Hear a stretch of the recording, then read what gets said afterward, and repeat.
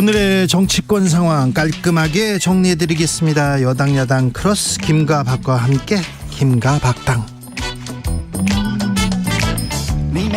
여야 최고의 파트너 주진우 라이브 공식 여야 대변인 모셨습니다. 김행 국민의힘 비대위원 어서 오세요. 안녕하세요. 네, 잘 지내시죠? 네, 잘 지내고 있어요. 회의가 일주일에 몇 번 있습니까? 뭐 적어도 2번은 꼭 있죠. 네. 네. 회의에서 어떤 얘기합니까? 요즘 당무가 많아요. 네. 당무가. 맞는데 네. 전당대회 언제 할 건지 그 얘기도 많이 나옵니다. 전당대회는 이제 되게 시기가 정해졌죠. 네. 3월 달 중에 하는 거죠. 3월 달 중으로. 네, 저희가 3월 12일까지 임기 마지막이니까 네. 그 전에니까 네. 뭐 아무튼 3월 12일 전에 3월 중에 하기로 이렇게. 했습니까? 네네. 룰도 바꿉니까? 룰 바꿀 가능성도 있습니다. 네. 네. 아니 선거 앞두고 룰을 이렇게 막 바꾸면 네. 아유 경기 시작했는데 골대 옮긴다. 유승민 전 의원 그 얘기 하시더라고요. 근데 그 전에 이제 저희가 공천할 때요. 제가 이제 공천관리위원회 이제 공천관리위원도 했거든요. 네. 그러면 이제 그 안에서 우리는 어떠한 공천 룰을 정한다. 그때 정합니다. 그래요? 그래서 실제로 예를 들자면 지난번에 그 3번 계속해서 떨어진 사람은 공천 배제한다. 예. 그것도 그때 정했거든요. 예. 그래서 당시에 3번 계속 연속으로 떨어진 낙선자들이 항의가 많았지만 네. 그대로 밀고 갔습니다. 그래서 대개 이제 그 최고위나 네. 그 공천관리위 네. 이런 데서 그 바로 앞두고 그 하면서 룰을 정합니다. 네. 아마 민주당도 그렇게 했었던 것으로 근데 저는 기억해요. 최고위원 회의에서 네네. 막말은 좀 하지 말자 이런 얘기는 안 나옵니까? 막말을 서로 하자 이런 얘기 나옵니까? 요새 왜 이렇게 국민의힘에서 그래요? 이태원 참사 관련해서 너무 좀 격해요. 너무 좀 거칠고요. 이거 너무해요. 그거 우리 당의 최고위원이 그 얘기했어요? 아니 권성동 의원 그리고 네. 김성회 전 김성애 비서관. 그분은 우리 당 사람 우리 아니고요? 당의 공식적으로 당원인지 아닌지는 모르겠어요. 네. 근데 우리 당의 공식적인 직함은 전혀 없습니다. 창원시 의원. 국민의힘 그분, 창원시 의원. 네네. 어떤 얘기를 했는지 전화기로. 다른 분 얘기할 필요 없이 권성동 의원만 얘기하면 됩니다. 권성동 의원이 그 국민의힘 원내대표 출신인데 그렇게 막말하면 되겠습니다. 박성준 의원님 모셨습니다. 네. 아니 그러니까 너무하잖아요. 너무하죠. 지금. 왜 그럴까요? 아니 그 최고위원 회의에서 그런 거 자제해라. 네. 품격도 없냐 이런 얘기 안 합니까? 그런 얘기를 직접 논한 적은 한 번도 없고요. 네. 최근에 이제 저희는 여하튼 예산과 또 이제 전대 앞두고 네. 어떻게 전당대회를 잘 치를 치를지. 것인가 네. 그것과 관련해서 집중적으로 토론하고 있습니다. 알겠습니다. 자 그런데 아니 저 그 공천론을 얘기는 좀 저도 드리고 싶은데 네네. 국민의힘에서 국민의힘이 이제 창당될 때의 그 당원 당규라는 걸 만들지 않습니까? 네네. 그 당시 이제 대선 즈음에서 이제 만들었던 재창당하지 않았어요. 그러면은 국민의힘이라고 하는 것은 뭐냐면 국민의 목소리를 담겠다라는 뜻이잖아요. 국민이라는 것을 넣었다라는 것은 그러면서 그 당시에 이준석 당대표가 출연하고 이런 것들을 보면은 결국은 당심과 민심이라고 했을 경우에 균형을 점을 찾으면서 결국 민심을 받아들이겠다 이렇게 되는 건데 지금 국민의힘의 당규를 바꾼다. 예를 들어서 이제 경선 룰을 바꾼다라는 거죠. 당대표 경선 룰을 바꾸는 걸 보면 결국은 이제 당의 목소리를 더 무게 중심을 두겠다는 뜻이잖아요. 그럼 뭐냐면 지금 급한 거예요.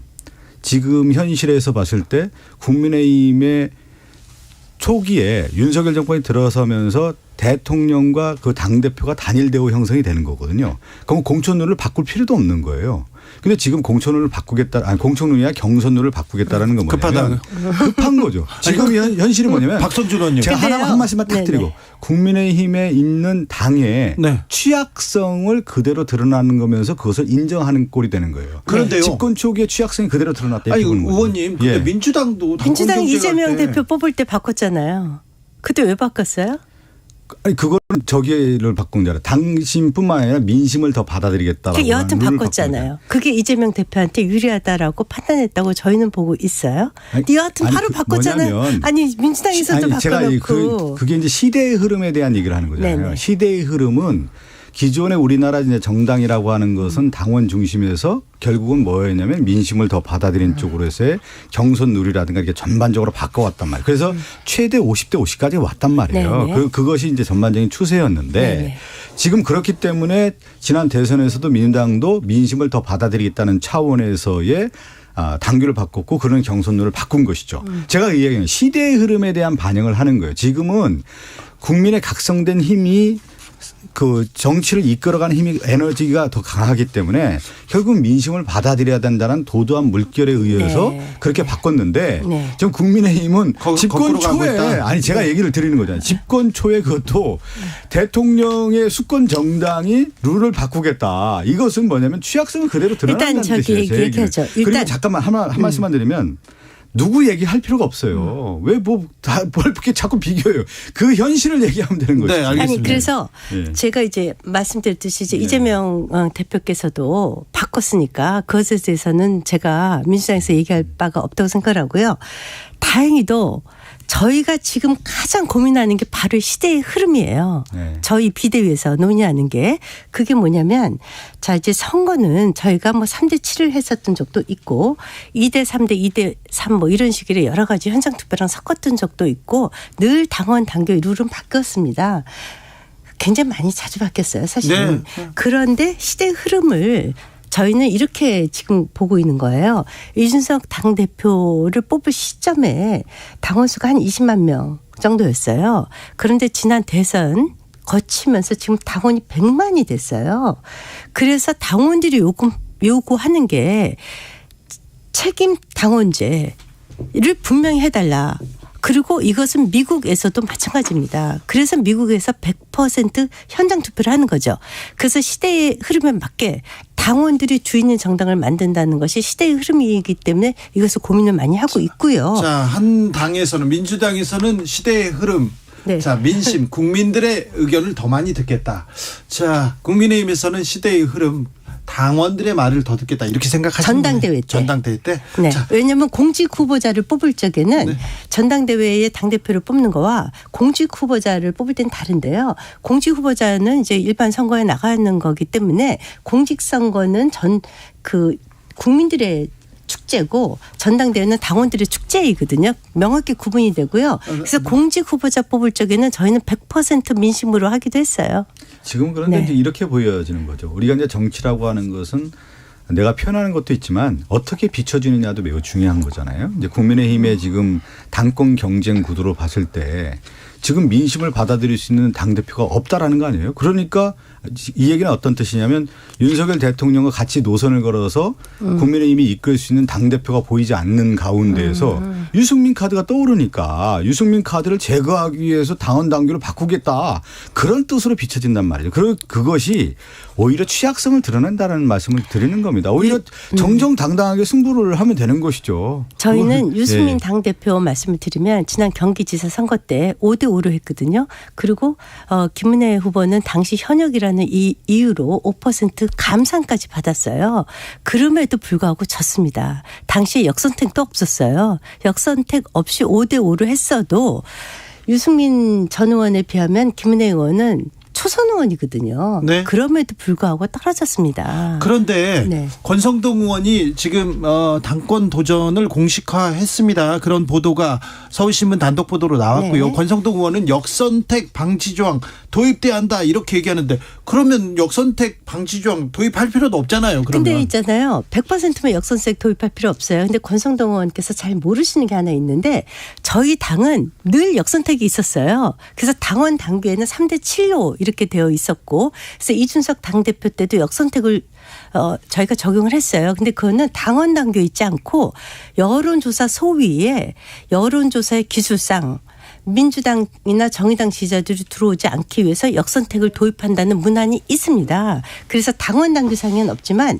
전체 이 일종의 하부 세칙 규정이 있어요. 그러니까 권성동 의원께서는 모르고 하시는 말씀이에요. 저것을. 권성동 의원은 그 당원 당규의 어떤 규정에 대해서 제가 알 바는 아니지만 흐름을 볼 때 권성동 대표나 윤핵관이 이번 당에 출마를 할 가능성이 크다. 이렇게 비춰졌죠. 왜 그러냐면 윤석열 대통령과 윤핵관 4인방이 식사자를 하면서 관저에서 만나서 사실 국가 운영에 대한 얘기보다는 당권을 유지하고자 하는 얘기가 더 많았다는 거 아니겠습니까? 언론의 보도에 의하면. 그러니까 그런 보도만 나왔죠. 권력의 배분에 대한 정치의 함몰된 모습으로 비춰졌는데 그러면 그때 어떻게 느껴졌냐면 결국은 윤핵관 중심의 후보가 나올 가능성이 크지 않겠느냐 조심스럽게 예측을 했는데 결국 조심스러운 게 아니라 확실하게 지금 드러나고 있는 거 아니냐. 그래서 그것을 누가 대변하느냐. 그러면 권성동 의원이 나온 거고 권성동 의원이 실질적으로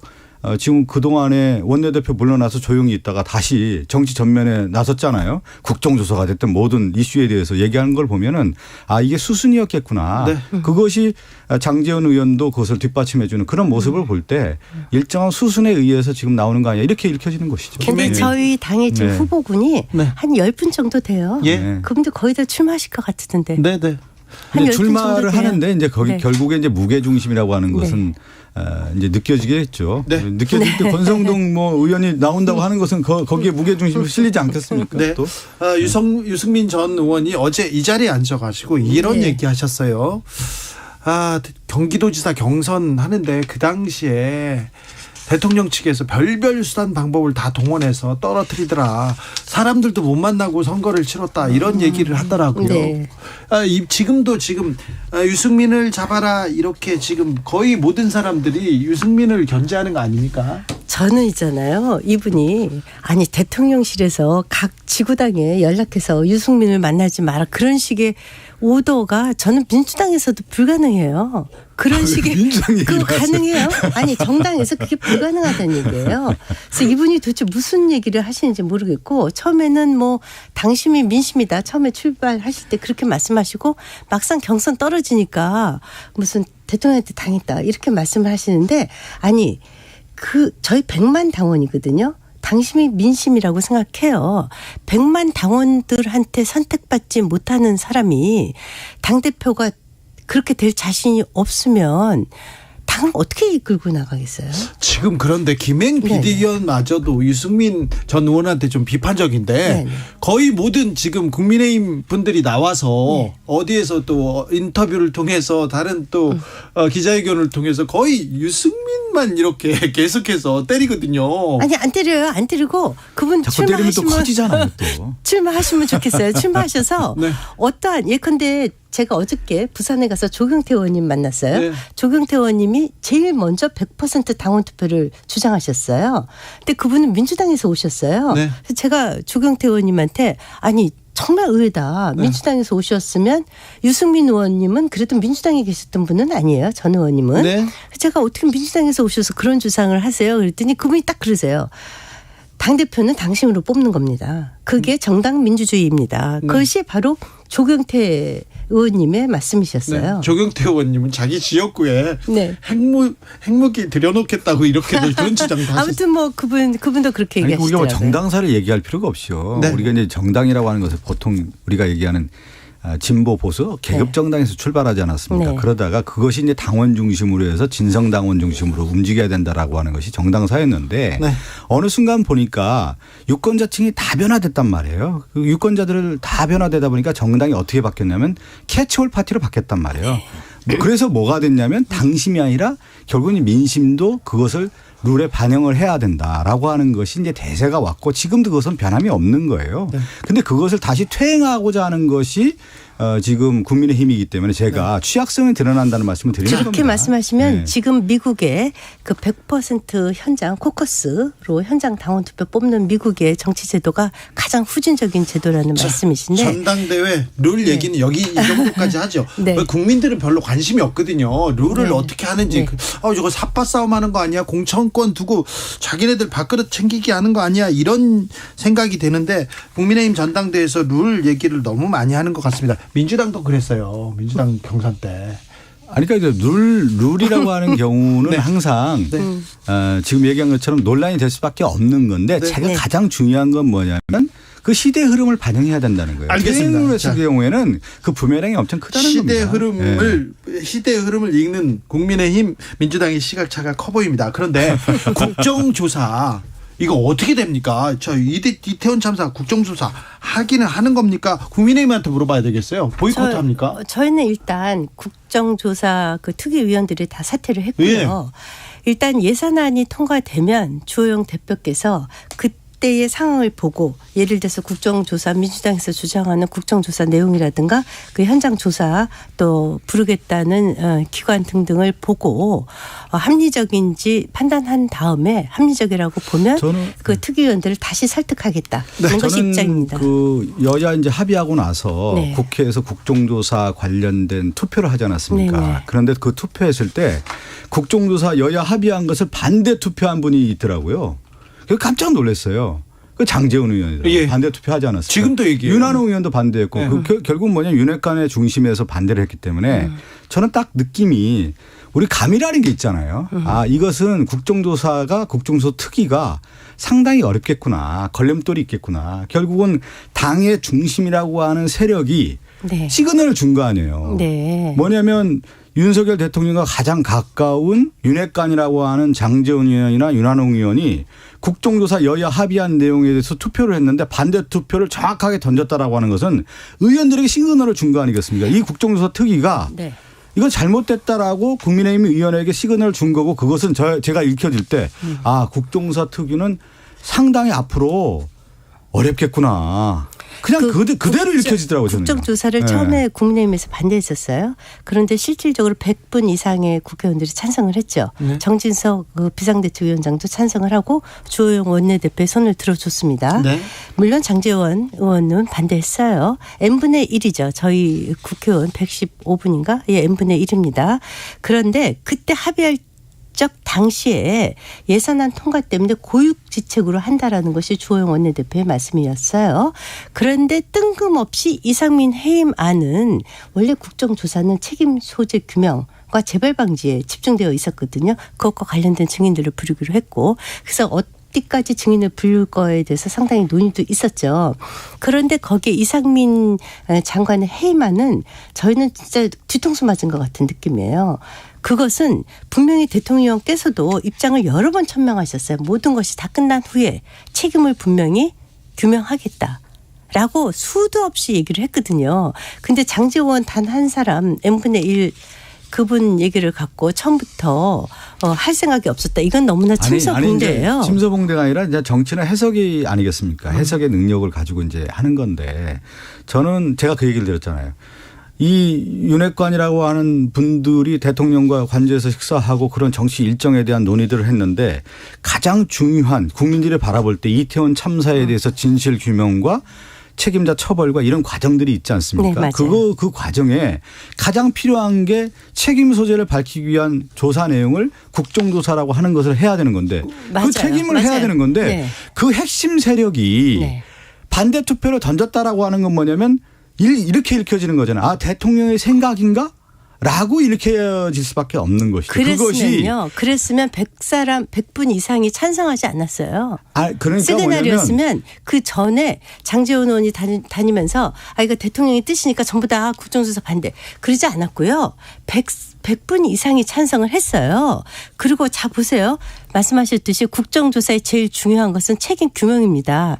그러면 가장 중요한 증인이 바로 이상민 행안부 장관이에요. 근데 그 사람 덜컥 그거 해임시켜놓고 누구 불러다가 하실 생각이에요? 이상민 장관을 한번 보세요. 네. 그 이태원 참사에 이거 뭐 아마 얘기 많이 나왔을 텐데 네. 또 리플레이가 되는 건데 다시 반복되는 건데 이태원 참사의 가장 주 책임자는 이상민 장관입니다. 그런데 국정조사 특위가 들어가서 가동이 돼서 조사를 했을 경우에 이상민 장관의 기관이 어디냐면 경찰과 소방이에요. 네. 그러면 이 국정조사의 증인이라든가 자료조사라든가 이런 모든 것을 해야 되는 과정에 있어서의 그 주무장관이 책임져야 될 사람이 국정조사를 관장하는 격이 되는 거란 말이죠. 그랬을 경우에 이 국정조사가 제대로 안 될 거라는 거 누구나 다 알고 있는 사실 아닙니까? 그렇기 때문에 마지막 한 말씀만 드리면 네.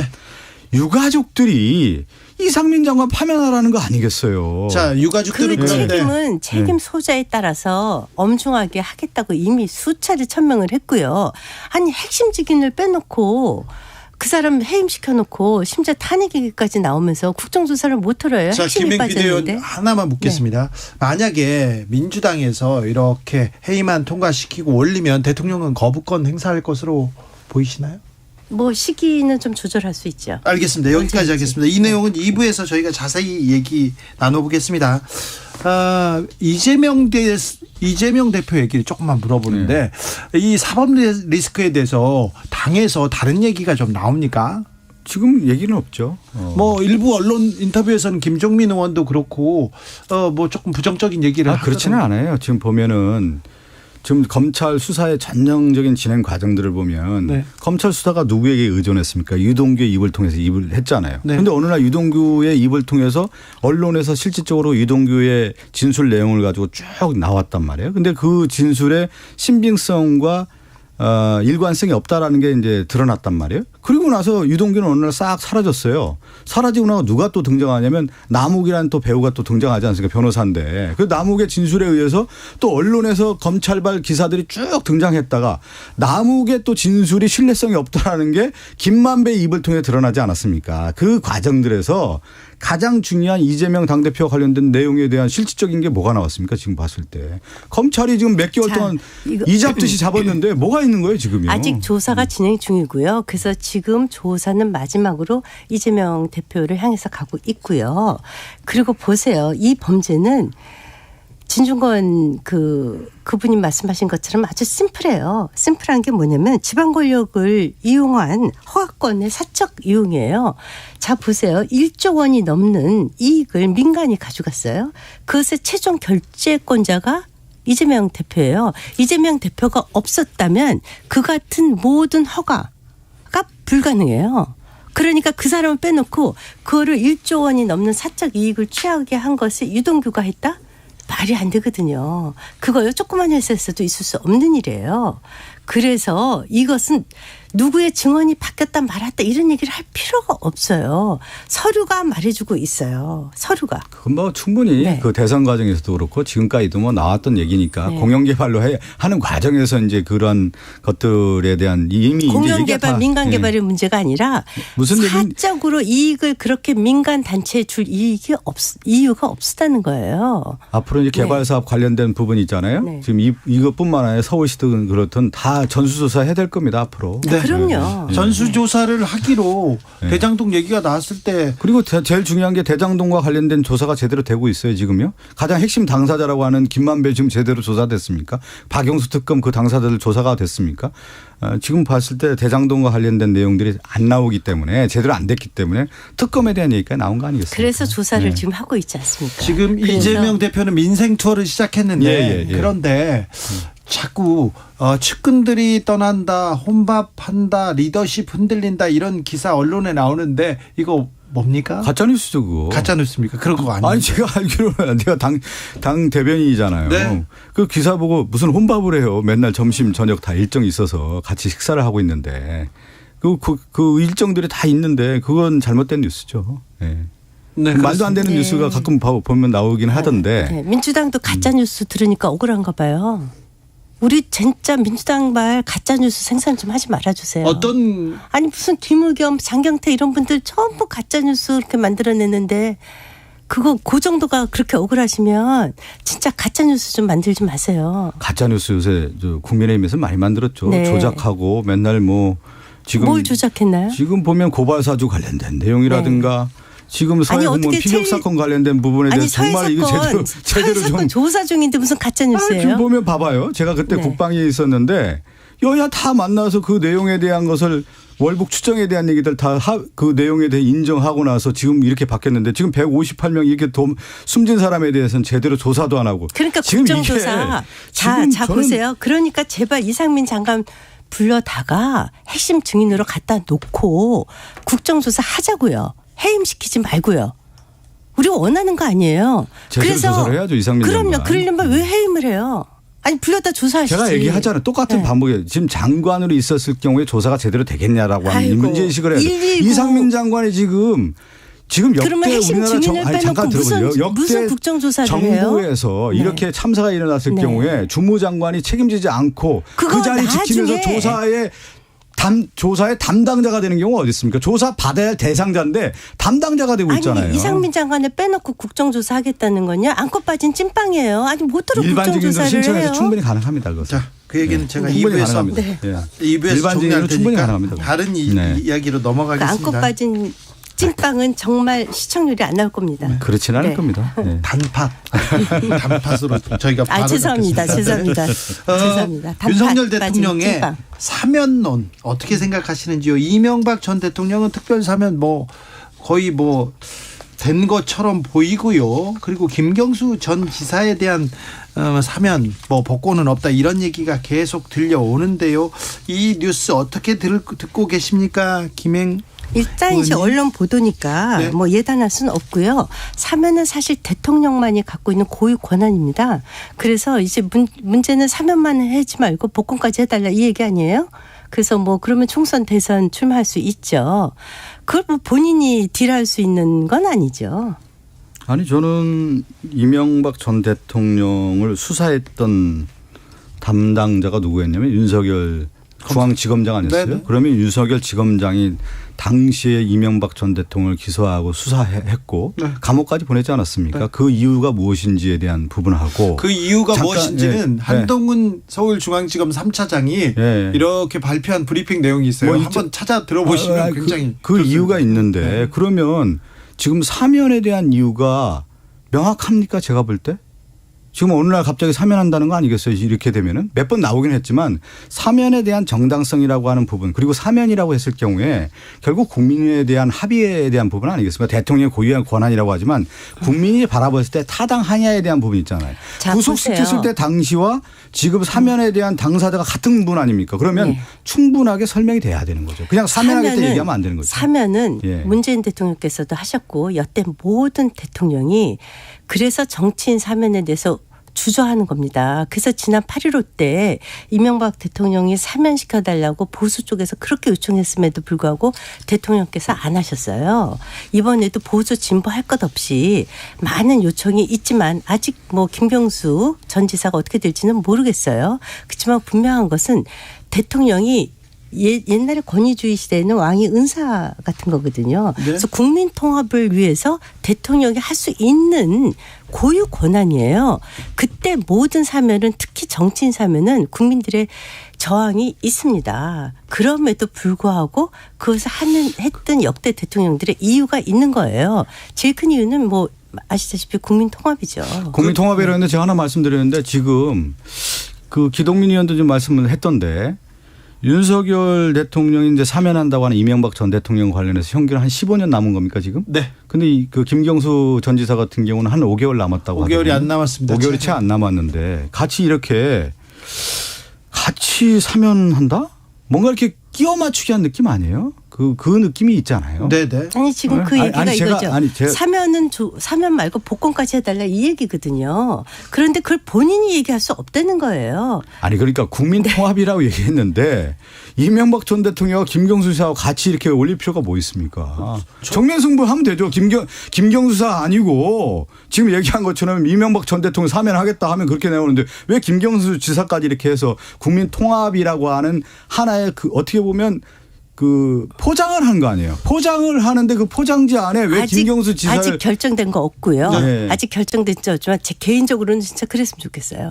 그런데 자 보세요. 김경수 전 지사가 사면 얘기를 갖고 문제 삼는 게 아니에요. 복권까지 해달라는 거예요. 그것은 차기 총선과 대선을 출마할 수 있을 가능성을 열어달라는 얘기거든요. 전 지사의 얘기가 아니고요. 네. 주변의 얘기가 민주당 주변의 얘기가 그 주변인지 얘기죠. 누군지 기동민 의원 등등 얘기인즉슨 사면을 갖고 지금 문제 삼는 것이 아니에요. 저는 하나 질문할게요. 이명박 전문 기자로서 하나만 질문할게요. 아니 근데 이명박 전 대통령을 풀어주는 게 국민 통합하고 무슨 상관이 있습니까? 모든 정치인들은요 다 똑같아요. 그래서 모든 여야 떠나서요. 모든 정치인들의 사면에 대해서 국민 여론이 좋지 않아요. 그래서 대통령께서도 역대 모든 대통령이 정치인들의 사면에 대해서 신중을 귀하고 또 신중을 귀했습니다. 이명박 대통령이 굉장히 연로하시고 건강이 이제 안 좋으시대요. 지금 바깥에 나와 계세요. 지금 네. 집에서 네. 병원에 계시죠. 병원이 아니라 집에 계세요. 그건 제가 어디 계신지 모르겠어요. 그건 제가 잘 그런데 알아요. 그때 진짜 심각하게 이것이 국민 통합에 도움이 될 것인가 안 될 것인가를 보고 이렇게 하는 거고 실질적으로 문재인 대통령께서도 우리 당 쪽의 정치인들도 사면해 줬어요. 이명박 전 대통령이 거의 병원에 있었고 거기 나와서 살지 않았어요. 네. 오히려요. 네. 그러면서 무슨 국민 통합을 얘기합니까? 저는 맞지 않는 것 그러면 같고. 지금 김경수 전 지사는 국민 통합으로 풀어주고 복권시켜줘야 아니 돼요? 김경수 지사 얘기하는 게 아니잖아요. 네, 지금 네. 이명박 전 대통령과 관련된 네, 부분이 네, 가장 네, 핵심 네. 사안 아니에요. 네, 네. 이명박 전 대통령과 그분이 관련된 부분에 대해서 사면을 하겠다라고 하면 그 사면의 정당성이 무엇인지 국민에게 설득하고 지금 얘기하는 국민 통합의 어떤 부분이 기여가 되는지에 대해서 사면권자로서 얘기를 해야 되는 것이죠. 그렇지 않은 가운데서 어떻게 사면하겠다고 하면 국민이 받아들일 수 있겠습니까? 사면 얘기만 그래서, 나오면 네. 국민들 사면 얘기는 늘 네. 이렇게 뜨거워요. 왈가왈부 할 수뿐이 없어요. 단 복권 얘기까지 하는 건 정말 저는 후한무치하다 이렇게 이게 제 개인 생각입니다. 네, 아무튼 사면 복권 아직 결정되지 않았는데 네. 국민의 관심 뜨겁네요. 네, 여기까지 듣겠습니다. 김과 박당 두 분, 네, 뜨거웠어요. 네, 아, 둘이 고맙습니다. 만나기만 하면 이렇게 뜨겁게. 아니 원래 저 뜨겁진 언론계 않아요. 후배예요. 우리 대표님께서. 아, 그래요? 네. 네, 알겠습니다. 같은 신문사에 있었어요. 네, 그러니까요. 네, 자, 김행 비대위원 그리고 박성준 의원님 오늘 감사합니다. 네, 감사합니다. 네, 고맙습니다. 김과 박당은